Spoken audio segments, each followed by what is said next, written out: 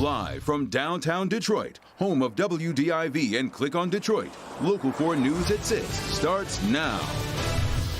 A grand experiment in masking up and social distancing is underway as students return to classrooms in one local district. The tragic death of a child is raising questions tonight about a car accident no one reported to police. It's a phone call no parent could ever prepare to receive. A local mother learning from police her little boy was gone. Little Jeremiah Redman, just 2.5 years old, died at his babysitter's home in Roseville. He was found unresponsive hours after a car accident in Warren, which police say the babysitter did not report. Local 4 defender Sean Lay joins us after speaking to Jeremiah's parents. And Sean, as you can imagine and understand, they are devastated beyond measure.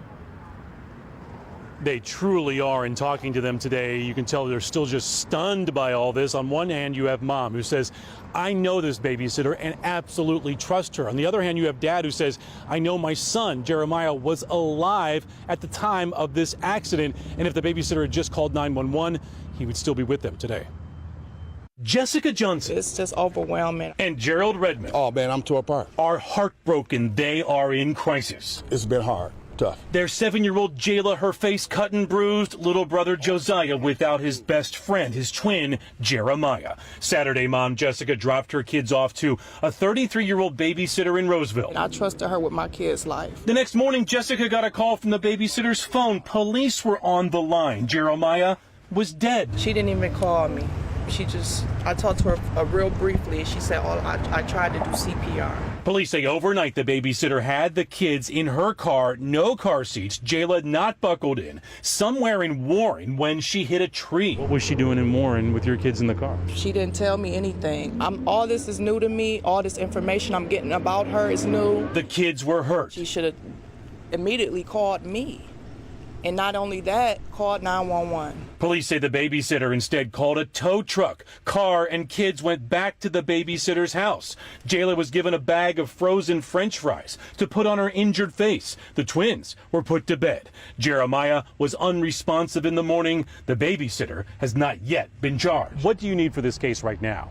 I think right now the biggest thing we need is just time. I understand the family's naturally very devastated and upset, and they're asking for justice, and we understand that. The Local 4 defenders polled the sitter's shocking driving record. Year after year of suspensions, accidents, speeding, no insurance, drinking and driving, drugs, and driving without care. I believe if she would have called 911, we wouldn't be having this interview right now. I believe my son would still be here. Well, there's more about that long driving record we just showed you. The babysitter got her license reinstated just 11 days before this accident late Saturday night into Sunday morning. Police tell us they're waiting on toxicology on that babysitter, the driver, and cause of death for baby Jeremiah as they consider a long list of possible criminal charges to submit to the prosecutor. We're live in Roseville tonight. Sean Lay, Local 4 Defenders. Awful, just awful. Okay, Sean, thanks. Checking today's coronavirus headlines impacting Michigan. The state today is reporting 616 new cases of COVID-19. That includes 9 additional deaths. Governor Whitmer today announced she's allocating $65 million in funding from the CARES Act to help schools and other educational organizations impacted by COVID-19. The money will be used in a variety of ways, including student access to remote learning technology. Also, mental health services priority will be given to districts with higher numbers of economically disadvantaged students. This afternoon, the organizers of the Michigan Renaissance Festival announced the event is canceled for 2020 in order to comply with safety directives from the state. Well, in-person learning returned to at least one local school district today. Howell Public Schools welcoming students back into classrooms with their teachers and with some new rules in place. Local 4's Rod Maloney has reaction from parents and the man in charge of the district. We know that in many school districts, it's been an exceptionally difficult decision whether to put the kids back in the classroom. A lot of parents worried about that, but not here in Livingston County, at least in Howell. 7,000 students in the district, and the district says 85% of the parents wanted their children back in the classroom. And so today, here they are. Starting just shy of 3 weeks before Labor Day is certainly unusual. But more than that, it's been 5 months since the children have seen the inside of a classroom. Moms like Heather Arwood are looking for normal. My kids are happy to be back.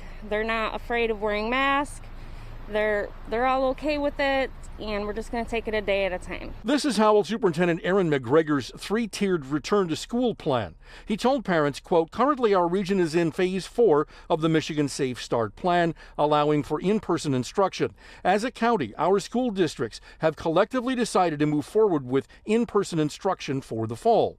I fully understand that with the release of our return to school plan, our families will be making very difficult decisions regarding how to proceed with their child's education. I'm happy that they can go and just be around their peers, and I think just mentally it's super important for everybody to get back to doing what they're doing. Angela Martino is hedging her bets with her 13-year-old son. We actually picked a homeschooling curriculum, and he's only going for the first couple days as a trial period, and if he can't handle the mask and all of everything, he's not going to continue in school. Now, one of the other parts of the return to school plan was to make the first 3 days of school just half days. And the reason for that is that it allows the administration, the teachers, and even students to come back in the afternoon and figure out what worked, what didn't work, and make adjustments on the fly.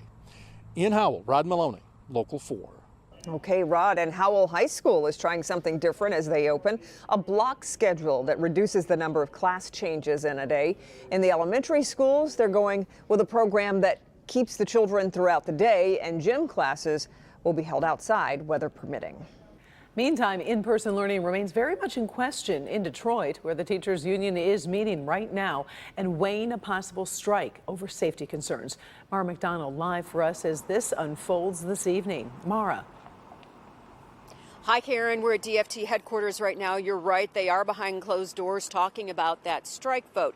Here's what everybody needs to know.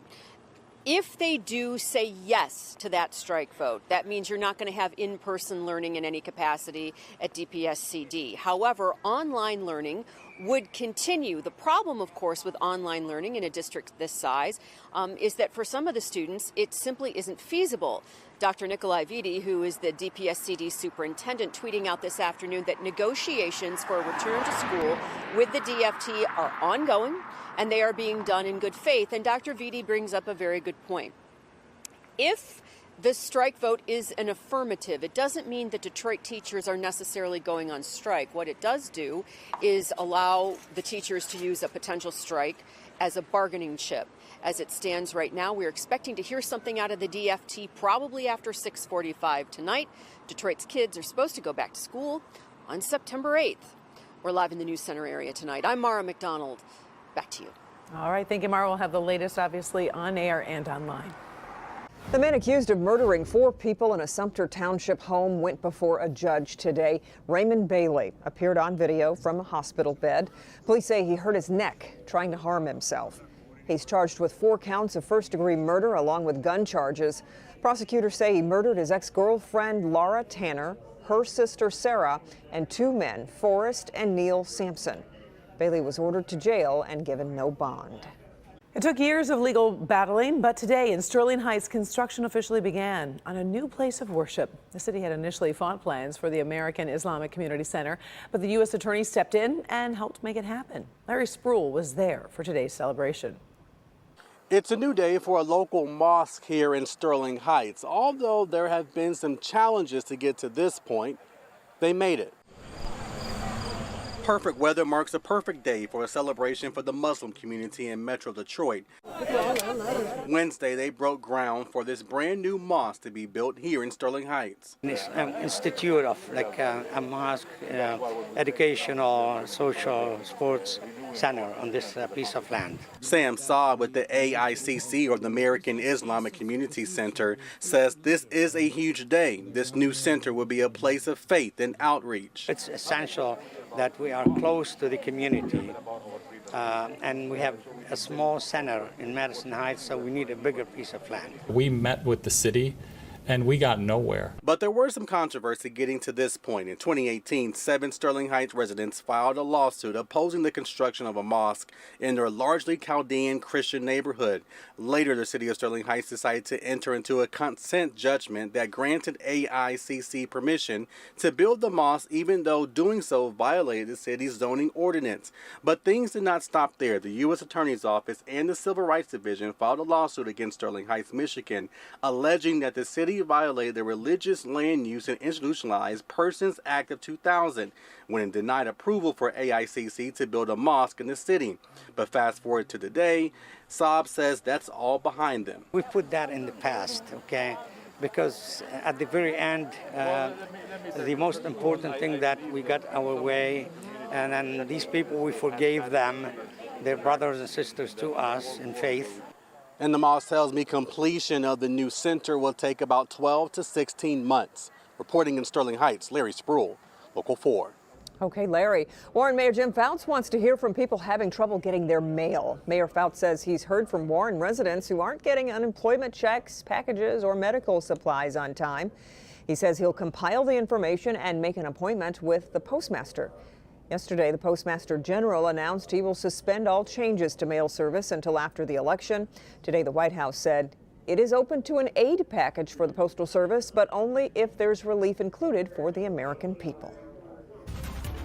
We've got breaking news just in from Detroit, where a woman is injured after a tree and wires fall in their yard. Tim Pamplin on the scene over in Palmer Park. We're at Sherborne in Canterbury. That's Palmer Park, 7 Mile Woodward area. Firefighters, medics in the back of this home. Actually, now you see the stretcher, one female being taken out from this back garden here at this home. I'm being told a freak act of nature. A massive tree in the back of this home came crashing down, bringing down power lines while this young lady was walking to her vehicle, trapping her in amongst the wires and the big tree. Medics have got her stabilized. She's on the stretcher. There you see firefighters coming out, chainsaws in hand. They've got her out. They're going to take her down to the hospital, get her checked out, but she's in a lot of pain. I heard her squealing back there just a short time ago as they're loading her up on the stretcher. That is the scene right now in Palmer Park. Tim Pamplin, Local 4. Oh, sorry, accident. Hope she's okay. All right, well, temperatures are starting to creep back up again, Ben.